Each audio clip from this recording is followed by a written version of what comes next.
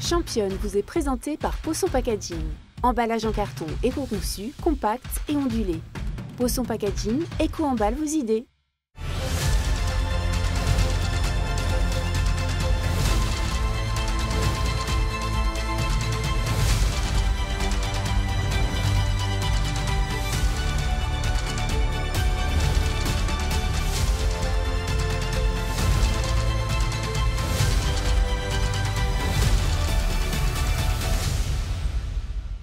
Bienvenue dans Championne et cette semaine, je suis ravie de recevoir Pauline Frélon. Merci d'être avec nous et de ne pas être sur l'eau, puisque c'est quand même ton élément, l'eau, on peut le dire, Pauline. Oui, bonjour et ouais, merci, ça fait plaisir de revenir sur ce Sarthe. plateau. Et en Sarthe, ça faisait un moment. Ouais, parce que tu es une grande voyageuse, tu vis entre la France et l'Espagne, tu vis une partie de l'année à Séville, Nancy, Angers, puisque tu es sartoise d'origine et que tout a commencé ici, au Mans.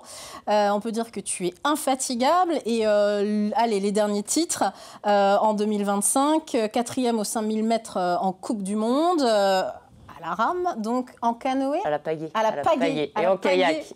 Et en kayak. On parle de kayak, évidemment. 6e aux 1000 mètres au championnat d'Europe en 2025.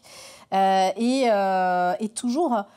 cette passion, cette volonté de ne pas vivre que sur la terre, mais d'être sur l'eau tout le temps, Pauline, en fait. Pour moi, c'est mon élément. Alors, par contre, j'aime pas être dans l'eau. Oui. Mais poser sur un kayak, c'est là où je me sens le mieux. Donc, c'est mon élément plutôt. Tu fais partie de l'entente sportive Anjou Canoë Kayak. Donc, oui. Tu voyages beaucoup pour les entraînements, notamment. Comment on s'entraîne? Alors, quand on est sartoise, qu'on a commencé ici au Mans, et qu'on a des velléités de devenir une championne de kayak, comment on fait pour s'entraîner? Ça paraît pas forcément évident et pourtant tu me disais en préparant cette émission que si, il y a tout à fait la possibilité. On a tout à fait la possibilité d'être performante au Mans parce que mes premières médailles, en plus, elles étaient sous les couleurs du Canoë Kayak Club du Mans, dans la discipline qui est en train de passer. On les salue. Voilà. Et donc j'étais avec mon père qui m'a entraîné sur mes débuts.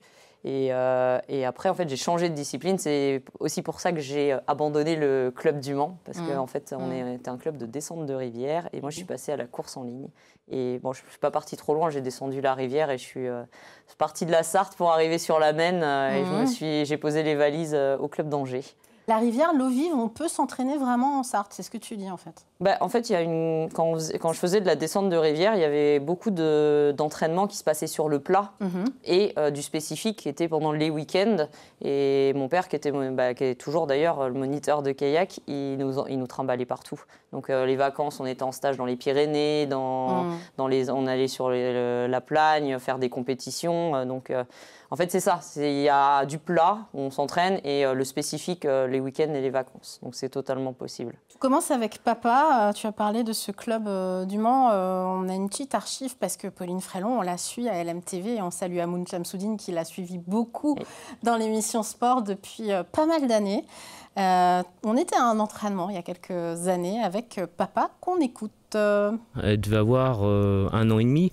On était en camping à Bourg-Saint-Maurice et puis comme Pauline elle courait un petit peu partout, on l'avait posée dans mon bateau de descente pendant qu'on préparait à manger. Donc voilà, ça a été un de ses premiers parcs. Donc elle a dû trouver que c'était très bien d'être posée dans un bateau. Voilà, elle a continué. C'était presque le parc de jeu pour toi finalement. Oui. En fait, on dirait pas, mais alors, un peu moins sur les kayaks de course en ligne, mais les kayaks de descente, c'est hyper confortable. Ouais. Donc on est super bien dedans. Et c'est vrai que je pense que je suis d'abord montée dans un kayak avant d'apprendre à faire du vélo, par exemple. Donc pour moi, c'est quelque chose où ça fait partie de mon ADN. Et qu'est-ce qui t'a transmis, ce papa, justement, qui est moniteur de kayak et qui a cette passion aussi? Est-ce que c'est juste la passion de ce sport et de l'élément, ou c'est aussi la gagne? Non, je pense que la gagne, ça vient vraiment de moi. Par contre, il y a un truc où ça, je le remercie, c'est le côté passion. Mais la passion, en fait, où je suis jamais usée, j'en ai jamais ras-le-bol, c'est que je suis vraiment trop bien dans un kayak. Ça a commencé dans un kayak de descente de rivière. Là, je suis dans un kayak de course en ligne. Ça se trouve, le jour où j'arrêterai de faire du haut niveau, j'irai peut-être faire du kayak de mer ou je ferai autre chose. Mais en tout cas, ça fera toujours partie intégrante de ma vie. Et ça, c'est quelque chose qui m'a, même si m'ont mis à beaucoup de sport, j'ai fait de la danse, j'ai fait autre chose, beaucoup de danse, mais plein d'autres sports. C'est vraiment le sport où je me sens bien dedans et ça fait vraiment partie du quotidien, quoi. C'est quelque chose, je ne veux pas l'enlever, quoi. Dès que tu as ta première médaille au niveau européen, tu as 23-24 ans, c'est là que tu te dis « je veux gagner le plus de médailles possible, je vais en faire une partie de ma vie, je vais avoir une carrière dans ce sport ». Ma première médaille, elle arrive, elle me surprend un petit peu. Bon, je savais que j'avais des prédispositions au sprint en eau vive, donc à la descente de rivière. Mais vraiment, c'était par passion que je me suis retrouvée sélectionnée. Et ça, voilà, j'arrive, je fais deuxième, derrière Mathilde, une Italienne que je côtoie encore sur des compètes de temps en temps. Et en fait, je vois la médaille qui dépasse de la poche et je me dis, attends, deuxième, c'est chiant, quoi. Désolée, hein, mais... Argent, c'est pas et grave. en fait, je dis, attends, si je mets tout ça bout à bout, alors on ne devient pas athlète de haut niveau du jour au lendemain, mais voilà, et si on met un tout petit peu plus, je vais être meilleure et je vais gagner. C'est après que tu valides tes diplômes, etc. Tu fais des études à Nantes. Tu passes le GEPS kayak. C'est quoi pour les gens qui ne sont pas initiés? Alors, d'abord, je fais ma licence STAPS au Mans, donc, où j'ai passé, je pense, une très très bonne formation. Et après, je suis allée faire le BP GEPS kayak. En fait, c'est pour faire exactement le même métier que papa. Donc pour pouvoir encadrer, transmettre, tout ça. Et je me suis rendu compte, un peu malgré moi, c'est qu'en fait, quand tu t'entraînes toute la journée pour toi, sur l'eau, et qu'en plus, il faut aussi encadrer les enfants, les entraîner, tout ça, en fait, c'était pas possible. J'arrivais pas, j'étais hyper fatiguée, j'arrivais pas à tout gérer. Et en fait, je me suis rendu compte que c'était mon truc à moi, quoi. Et même si j'adore transmettre, j'avais pas envie. Quand je monte dans le kayak, c'est pour moi, quoi. C'est mon truc. Et j'avais pas spécialement envie d'aller sur ça, quoi. Mais comme il faut quand même un métier, parce que c'est quand même difficile de vivre aujourd'hui des sports individuels en général, et on en parle de temps en temps dans nos émissions. Tu passes le concours de police. J'ai eu le concours gardien de la paix. Et donc là, je suis en attente parce que souvent, quand on a le concours, on rentre pas tout de suite en école. Mais ça, c'est plutôt ce que je prépare pour l'après-carrière parce qu'aujourd'hui, j'ai la chance avec certains sponsors d'arriver à avoir un fixe. Alors, c'est pas un fixe comme on pourrait avoir pour un travail. Évidemment, tu n'es pas salarié. Non, voilà, on ne cotise pas pour la retraite, tout ça. Mais en tout cas, j'arrive à vivre grâce à mes partenaires et quelques missions de réserviste en plus pendant les semaines de récupération. Ça me permet de découvrir le métier que je veux faire post-carrière.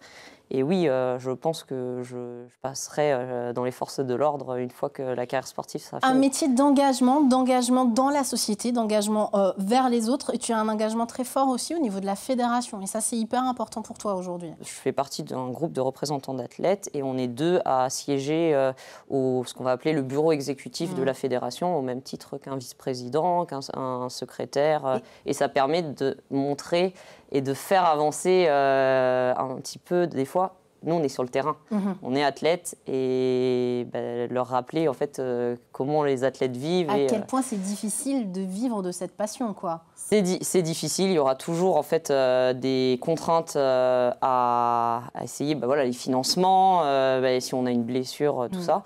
Et moi ce que je me dis en tant que représentante des athlètes, c'est si les plus jeunes qui arrivent derrière, on peut arriver à leur simplifier. On fera rien de miraculeux, mais faire avancer un petit peu les choses. Je serai très contente le jour où j'arrêterai ma carrière sportive et d'être représentante d'athlète. Pour continuer un petit peu ta progression de carrière, juste avant le Covid, tu fais partie 6 mois aux États-Unis. Ça a été une rencontre super importante avec Philippe Bocara. Alors pour ceux qui ne le connaissent pas, c'est un Manceau qui est né au Mans en 59. Il était un des invités principaux l'année dernière, année olympique d'Antoine Besson dans 72 sports pour les Sartois au JO. Il nous a fait l'amitié de nous accorder un entretien d'une vingtaine de minutes qui était absolument passionnant. Il est vraiment américain aujourd'hui, il vit aux États-Unis et tu es allé le rencontrer et travailler avec lui. Qu'est-ce que ça t'a appris ces 6 mois avec cet athlète? Je pense que c'est la personne qui m'a fait changer de discipline aussi. Parce que moi, je le connais depuis depuis que je suis toute petite. Donc, je dépassais mon kayak, je dépassais à peine du kayak. Lui, il s'entraînait encore. Et puis, il allait super vite. Et puis, c'est une légende. En plus, il fait plus de 2 mètres. Donc, faut lever la tête. Il est impressionnant.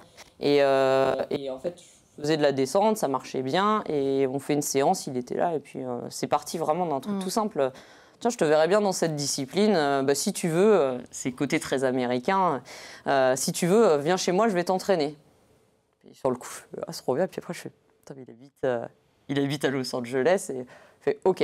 Eh ben, vas-y, je travaille énormément l'été pour financer parce que un voyage quand même aux États-Unis pendant 6 mois, voilà, ça se paye. Et je pars là-bas et en fait, c'est là où je fais mon changement de discipline, où je vais sur du plat, j'abandonne les vagues, le casque, le gilet de sauvetage. On est sur de la ligne à partir de là. À partir de ce moment-là, oui, au départ, je pensais arrêter définitivement la descente. Après, j'y reviens un petit peu. On fait après, il y a le Covid, il y a d'autres trucs. Mais c'est à ce moment-là où je me suis dit, je vais faire les 2 disciplines. Et chez lui, c'était le rêve américain. Tout est possible, tout est réalisable. Il a une mentalité. J'ai appris énormément sur moi.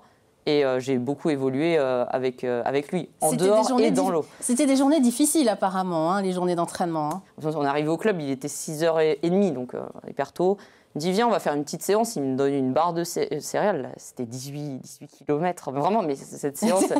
Et 18 km, c'est long à faire en kayak. Oui, en effet. Enfin, on imagine. Et c'était dur. Et je voulais pas lâcher. Et je me mettais dans sa vague, un peu comme le vélo, où on prend les aspirations. Et ça c'est venu comme ça. Et en fait, on développe aussi un caractère de personne qui ne va jamais rien lâcher. Non, franchement, c'était vraiment une très, très belle expérience. Et sur la puissance, on en parlait un tout petit peu avant d'être à l'antenne ensemble. Sur la puissance, on voit que c'est un sport quand même qui demande énormément de puissance. Tu fais du développé couché, tu fais de la musculation. Par rapport aux hommes, évidemment, les femmes n'auront jamais la même puissance, mais ce n'est pas forcément un problème pour évoluer dans ce sport. Quand je faisais de la descente de rivière, il y a un peu moins, parce qu'il y a le courant qui pousse, il y a des courants, des vagues où on joue avec. On faisait de la muscu, mais pas autant. Là, pour la course en ligne, c'est sur un plat, en confrontation directe. Il n'y a pas le courant qui te pousse, donc il faut avoir de la force. On fait de la muscu... Je dirais entre 3 et 5 séances par semaine. Ça va dépendre en fonction de l'année. Et alors, on ne soulèvera jamais aussi lourd qu'un garçon. Mais par contre, je pense que beaucoup de kayakistes filles soulèvent plus lourd que la plupart des garçons en général. Parce que oui, on a des max qui dépassent les 100 kilos pour une grande partie, quoi. Ouais, effectivement. Je voudrais qu'on parle de ce canoë en ligne, solo, duo. Donc il y a du K1, du K2, du K3. C'est quelque chose d'important pour toi parce qu'on n'imagine pas que c'est un travail d'équipe et en même temps, on est tout le temps obligé de se jauger. Et pour toi, travailler en équipe, c'est aussi important. Tu as fait beaucoup de solo, mais finalement, c'est un autre univers. Comment tu travailles avec tes coéquipières, en fait ? En fait, c'est assez... On va dire, c'est pas dur, parce que jusqu'à la sélection équipe de France, on est concurrente. Ouais. On est concurrente parce qu'il y aura, on va dire, 4 places. Donc, en fait, toutes les filles qui vont s'aligner, il faudra mettre la pointe devant, comme on dit. Et en fait, une fois que la sélection elle est passée, le lendemain ou quelques jours après, on sait si on est en 2 places, en 4 places. Et les filles qui étaient tes concurrentes, du jour au lendemain, deviennent en fait tes coéquipières. Mais ce qui est aussi hyper important, c'est que tout le travail de confrontation qu'il y a tout au long de l'année, c'est super important. Moi, mes adversaires, c'est mes meilleurs partenaires, en fait, parce qu'à chaque séance, si on se challenge, si un tel va être meilleur, l'autre est obligé en fait de s'accrocher et en fait on élève le groupe par l'adversité. Et c'est aussi pour ça que j'avais fait le choix de partir en Espagne, parce que Espagne, il y a une grosse culture de la course en ligne et il y a on est 15 filles sur l'eau tout en ligne, et il y a vraiment une culture de c'est la guerre sur l'eau. Et une fois qu'on sort de l'eau, voilà, tout se passe bien. Prochain projet, Sportif, prochaine étape? Le premier grand rendez-vous où il va falloir être forte, c'est d'abord les sélections équipe de France, qui sont normalement au mois d'avril, fin avril, début mai. Et derrière, en fait, si on valide cette étape, c'est que du plaisir parce qu'il y a les Coupes du Monde, les championnats d'Europe, les championnats du monde. Et ça, en fait, ça va découler à partir du mois de mai, où là, de mai à août, on est très occupé. On va te suivre de près. La dernière image traditionnelle de cette émission, c'est toi, petite fille. Tu nous as envoyé cette photo, mais tellement mignonne. Avec déjà les chasubles, on sent bien que tu vas monter dans un canoë, là. Alors là, j'avais fini. J'ai essayé la course du Mans, parce que j'ai même le conseil général de la Sarthe. Et c'est ma première compétition. Et pour la petite anecdote, je criais sur les canards parce qu'ils ne voulaient pas se pousser. Et je disais, poussez-vous, poussez-vous. Et j'avais ma mamie qui était sur le bord et qui me l'a rappelé plusieurs fois. Et tu lui dirais quoi à cette petite fille alors aujourd'hui? Je lui dirais que ça ne sera pas simple, mais ça sera tellement du bien-être en fait, de croire en tes rêves et même si ce n'est pas les mêmes chemins en fait, que les autres. En fait, si tu as une idée en tête, vas-y à 200% parce que tu ne le regretteras pas.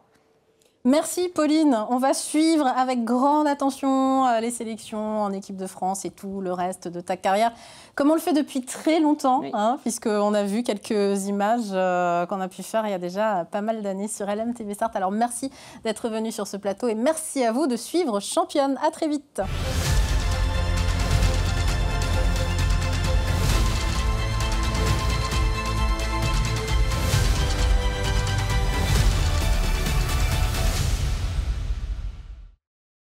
Championne vous est présentée par Poisson Packaging.